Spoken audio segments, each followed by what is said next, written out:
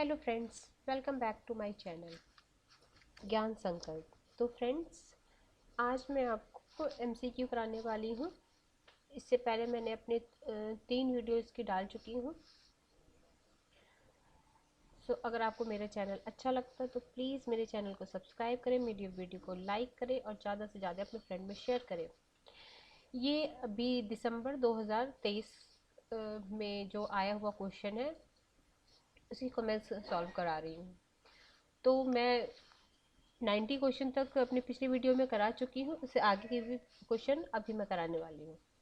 देखो, निम्नलिखित में कौन सा नॉजिक के अधिकारिता सिद्धांत का एक सिद्धांत नहीं है। देखो, जब भी नहीं, हाँ, कौन सा सही है ये इस पे जोड़ दो, ठीक है, नहीं तो ऐसे में हमारी गलत हो जाती है।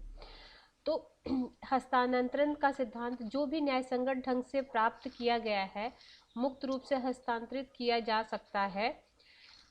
ये ये उन्होंने बोला है ऐसा। न्याय संगत आरंभिक अधिग्रहण का सिद्धांत इस बात का विवरण कि लोग आरंभ में कैसे वस्तुओं का स्वामित्व रखते हैं जिसे के अनुसार हस्तांतरित किया जा सकता है, ये भी सही है। अंतिम अधिग्रहण का सिद्धांत, ये अंतिम अधिग्रहण का सिद्धांत इन्होंने नहीं दिया है, तो ऑप्शन 3 हो जाएगा इसका आंसर। तो इसके लिए आपको नॉजिक की अधिकारिता सिद्धांत को पढ़नी पड़ेगी, तभी ये क्वेश्चन आप कर पाओगे। ये फैक्ट, ये कॉन्सेप्ट बेस्ड क्वेश्चन है। तो देखो, अगला question, which of the subject is not the part of concurrent list? Bankruptcy and insolvency, prevention of sorry prevention of cruelty to animals, markets and fair, economics and social plan. तो इसमें से जो market and fears है वो नहीं है, उसमें बाकी तीनों है। अगला क्वेश्चन है आपका, निम्नलिखित में से कौन सा सही है? अब इसमें सही बताना है, कौन सा सही है, इसमें सही बताना है, ठीक है। तो कौन सा कथन सही है? तो देखो, अब ये सब क्वेश्चन को मैं सिर्फ आपको क्वेश्चन एमसीक्यू ही नहीं कराऊंगी, मतलब प्रीवियस ईयर का क्वेश्चन, सिर्फ क्वेश्चन ही सॉल्व नहीं कराऊंगी, क्वेश्चन को किस तरीके से सॉल्व करते उसकी टेक्निक भी बताऊंगी। तो देखो, अब इसमें से मैं देखती हूँ। देखो, पहले तो पढ़ लो चारों ऑप्शन को। देखो, 1 अप्रैल 1950 को भारत चीन के साथ राजनयिक संबंध स्थापित करने वाला पहला गैर समाजवादी समूह का देश बना। चलो देखते फिर। प्रधानमंत्री नेहरू ने अपने कार्यकाल के दौरान कभी भी चीन का दौरा नहीं किया, ठीक है। क्या पूछ रहा है इसमें से कौन सा सही है, पूछ रहा है, ठीक है। फिर द्विपक्षीय संबंधों में सुधार का चरण 1988 से हुआ। फिर राजीव गांधी भारत के प्रधानमंत्री के तौर पर 1993 में चीन का दौरा किए। तो ये तो बिल्कुल ये गलत हो जाएगा, ठीक है, डी गलत हो जाएगा। और देखो, इसका ऑप्शन हो जाएगा कौन सा सही है, तो डी तो गलत है। और फिर तुम्हारा ए और सी इसका आंसर है। ए ये सही है और ये सही है, ठीक है। और प्रधानमंत्री नेहरू तो गए हैं ना चाइना, तो ये नहीं नहीं दौरा की ये बोल रहा है, तो ऐसा तो नहीं है। तो ठीक है, इसको एलिमिनेट करके हम, क्योंकि इस क्वेश्चन को सॉल्व कर सकते हैं। देखो, 93 में इनकी राजीव गांधी की मौत ही 91 में हो गई। 93 के समय तो नरसिम्हा 92 में बन गए। तो ये तो मतलब ये तो क्वेश्चन ही मतलब यही गलत है। तो समझ में आ गया ना। और फिर ये भी है, क्या नेहरू कभी नहीं गए थे उस दौरान? तो गए ही थे ना। तो देखो, ये सब क्वेश्चन जैसे हर कुछ आता नहीं है, लेकिन थोड़ा सा समझ के हम क्वेश्चन को सॉल्व कर सकते हैं। फिर है ये रॉल्स की अवधारणा। तो रॉल्स, अगर आप फिर पिछली वीडियो, न्याय की वीडियो देखेंगे तो ये क्वेश्चन बहुत आसानी से आप कर सकते हो।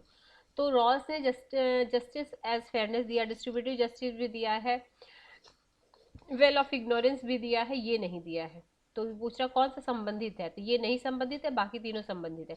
तो आप रॉल्स के जग अगर आपको ये क्वेश्चन आता है तो ठीक है, नहीं आता है तो मैं तो कहूँगी आप मेरी पिछली वीडियो, न्याय की वीडियो देख लीजिए, तो आपसे रॉल्स काफ़ी अच्छी तरह से आपको समझ में आ जाएगा, ठीक है। अगला क्वेश्चन है, अब ये तो फैक्ट बेस्ड क्वेश्चन है कि कब किसकी स्थापना। चलो, अब इसमें से हो सकता है सबका पता नहीं, लेकिन कुछ तो एक दो तो पता होगा आपको। देखो, आपको आसियान का तो आई थिंक मुझे लगता है पता होगा, ठीक है। आसियान 1967 में हुआ था, तो हम सी का 1 लगा देंगे। अगर हम सी का 1 भी लगाते तो एक से ही सही हो जाएगा, ठीक है।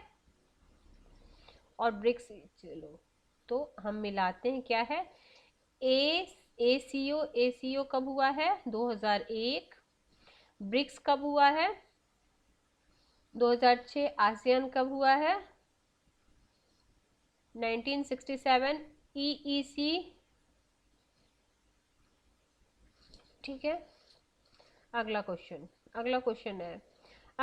है निम्नलिखित प्रशासनिक विचारकों सिद्धांतकारों को काल, अभी इसके कालक्रमानुसार है, तो ये सबसे पहले इसमें मैक्स वेबर हो जाएंगे, फिर बिलोबी हो जाएंगे, फिर एल्टन मेयो हो जाएंगे, तब डेविड स्टर्न आएंगे, ठीक है। अगला लोकतंत्र के बारे में रचनावादी तर्क के संबंध में निम्नलिखित में कौन सा कथन सही है। अब इसमें सही बताना है। अब हम चारों ऑप्शन पढ़ते।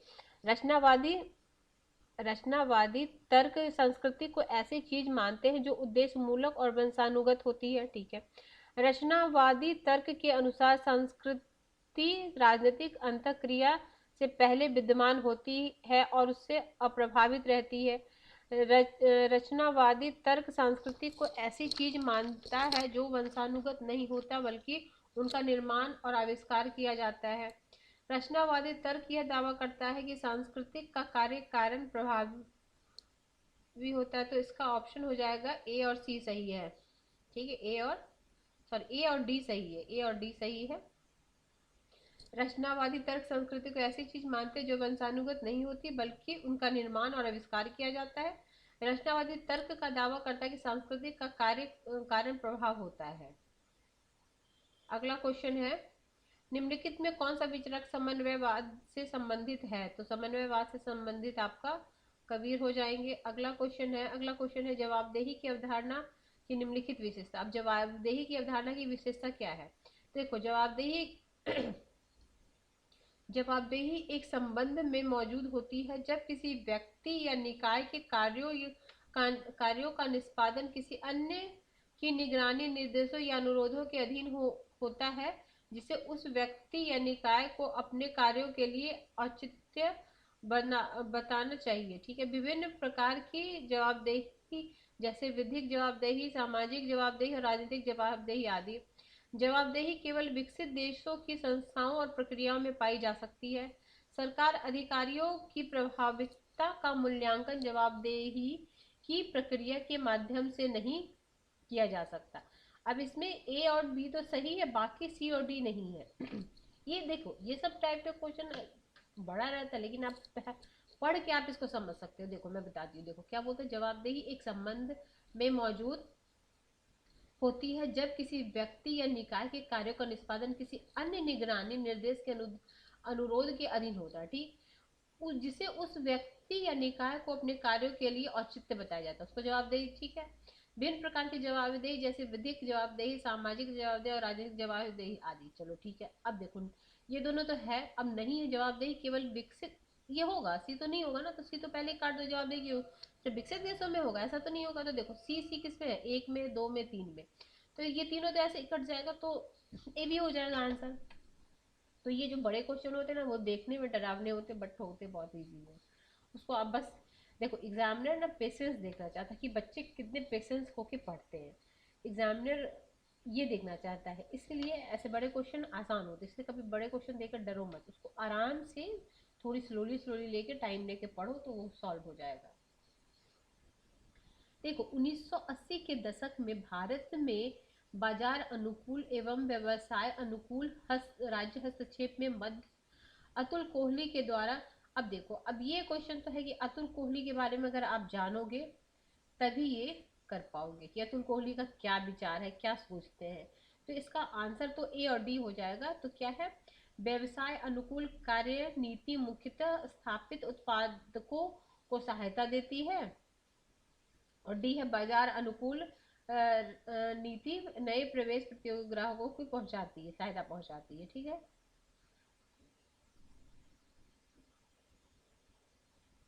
अगला क्वेश्चन, इसका ऑप्शन डी हो जाएगा, ए और डी सही है, मतलब ए और डी, तो यानी फोर्थ ऑप्शन सही है। अब इसमें पूछ रहा है देखो, निम्नलिखित में से किसमें सप्ताह में 40 घंटे समय, गति और मात्रानुसार दर्श के साथ साथ दिन के उचित कार्य के लिए दिन का उचित वेतन अवधारित किया? ये कौन किए थे? फ्रेडरिक टेलर, जो वैज्ञानिक प्रबंध का सिद्धांत दिए थे। एल्टन ने मानवीय प्रबंध का दिया है। ठीक है, अगला क्वेश्चन। अगला क्वेश्चन है, भारत के संविधान के किस अनुच्छेद के तहत राज्य विधानमंडल को ऐसे विधानमंडल के लिए निर्वाचनों के संबंध में पाबंद करने की क्षमता प्राप्त है? तो ये ऑप्शन आपका अनुच्छेद 368 हो जाएगा, 368 हो जाएगा। अब ये बुक का नाम है और उसके थिंकर है। अब इसमें से अब ऐसे वाले क्वेश्चन में आप ये देखो आपको क्या आता है। The success of Indian democracy, caste in Indian politics process in India, the Oxford companions to politics in India. तो कास्ट, आई थिंक ये वाला क्वेश्चन आपको ये बुक आता, कास्ट इन इंडिया। अगर नहीं आता तो कोई बात नहीं, आप सारे बुक का नाम लिख लो और उसके लेखक का नाम लिख लो और फिर 2-3 बार पढ़ो तो आपको याद हो जाएगा। ऐसे ही क्वेश्चन। तो देखो, मैं ये समझती हूँ कि आपको ये आता होगा, caste in India politics, Rajni Kothari. तो बी में तीसरा। चलो, एक से भी सॉल्व नहीं, बी में तीसरा है, 2-2 में है। अब the success of Indian democracy, ये अतुल कोहली का ऊपर हम लोग पढ़े ना, अतुल कोहली की बुक है। अगला है, फिर है पॉलिटिकल प्रोसेस इन इंडिया, ये भावरी का, सीपी भावरी का है।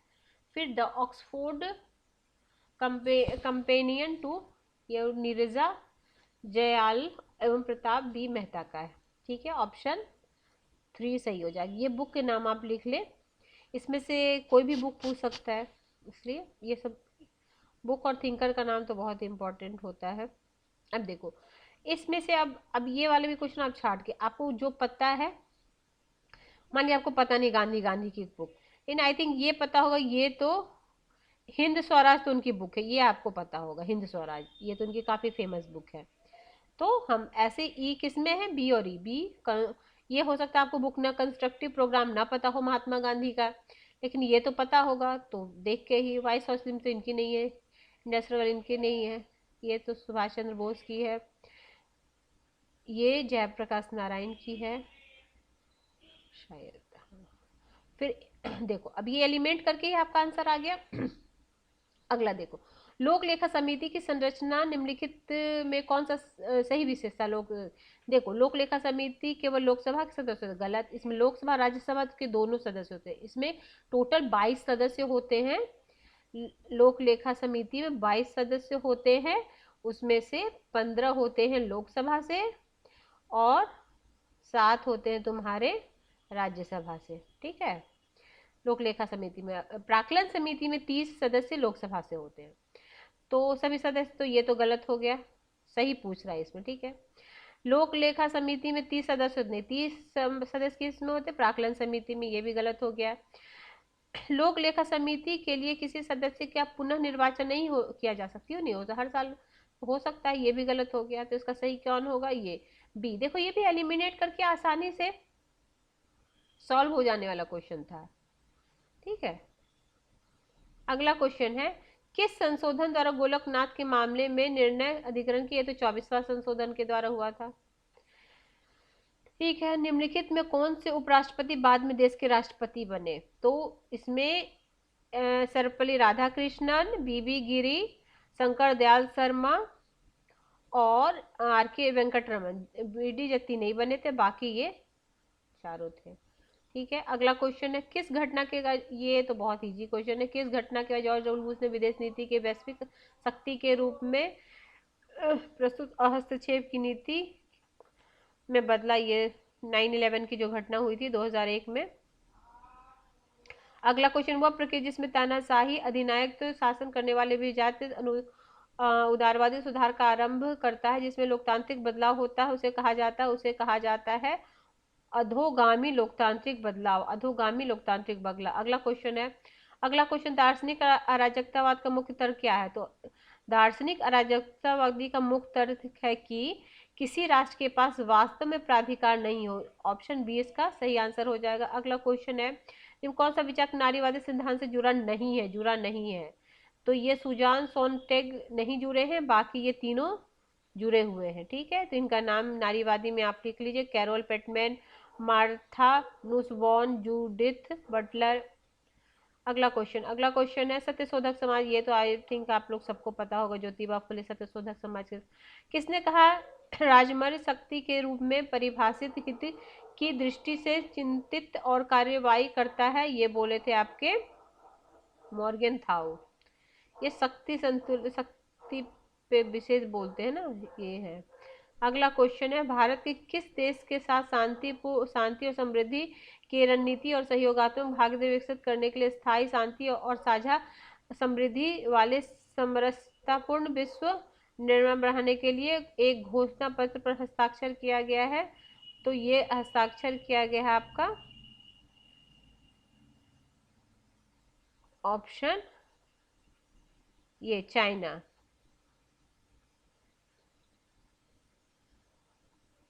अगला क्वेश्चन ये है कथन कारण। कथन कारण का क्वेश्चन मैंने आपको पिछले जब भी मैं क्वेश्चन सॉल्व कराई मैंने आपको तरीका बताया, अब इस बार आप खुद से कीजिए। देखिए कथन है संविदा पर काम कराना और सार्वजनिक निजी भागीदारी अब कई देशों के लोक सेवा और निर्णय प्रक्रिया की वास्तविकता है।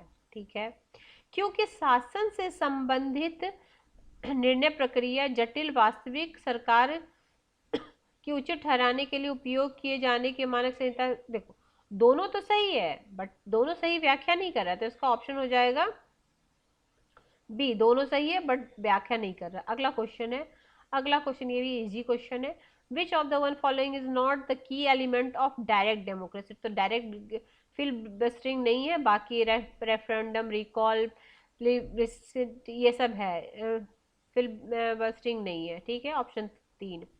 अगला है बी आर अम्बेडकर ने किस अवसर पर वंचित वर्गों के लिए एक पृथक निर्वाचन की मांग की थी? ये गोलमेज सेकंड में ये मांग की थी। अगला क्वेश्चन है प्रशासनिक सिद्धांतों के कार्य क्षेत्रों के संबंध में निम्नलिखित तो कौन सा कथन सही है?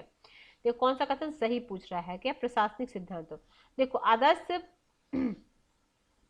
आदर्श प्रकार की नौकरशाही मैक्स वेबर द्वारा प्रतिपादित की गई। फ्रेडरिक टेलर वैज्ञानिक प्रबंध सिद्धांत का जनक है, ये तो सही है। ये देखो बी तो सही है। ठीक, अब हेनरी फ्योल ने मानव संबंध के जनक तो एल्टन मेयो है। हॉथोर्न प्रयोग नौकरशाही, हॉथोर्न प्रयोग तो मानव, ये भी गलत है, ये भी गलत है, ये सही है। और आपका अब ये समझ आ गया ना, अगर ये आपको नहीं भी पता है ठीक है तो ऑप्शन ये देखो, ये देखिए मतलब कुछ क्वेश्चन तो होता है, आप अंडरस्टैंडिंग से आराम से कर लोगे। मध्य एशियाई तजाकिस्तान गणराज्य राजनीतिक शासन प्रणाली किसके अंतर्गत आती है? ये आती है असैनिक सिविलियन तानाशाही। क्वेश्चन 20। ठीक है, ये क्या है? अब देखो कथन कारण, भारत की अर्थव्यवस्था का रूपांतरण उतना नाटकीय नहीं रहा जितना कि यह पूर्वी यूरोप में साम्यवादी शासन मुक्त देशों में रहा। ठीक, अगला है भारत ने वर्ष 2010 दशक में चीन के जितनी उच्च विकास दर प्रस्तुत की, क्या आपको लगता है? एक तो सत्य है बट दूसरा थोड़ी सत्य है। ठीक है, तो एक सत्य है किंतु सेकंड सत्य नहीं है, तो ऑप्शन 3। ठीक है क्वेश्चन, ठीक है फ्रेंड्स, तो आज के लिए इतने ही क्वेश्चन मैं सॉल्व कराती हूँ। अगले वीडियो में मैं अभी 30 क्वेश्चन और बचे हैं तो नेक्स्ट वीडियो में सॉल्व करा दूंगी। Till then bye bye. अगर आपको अच्छा लगे तो प्लीज़ मेरे चैनल को सब्सक्राइब करें, मेरे वीडियो को लाइक करें, अपने फ्रेंड में शेयर करें। Thank you, till then bye bye.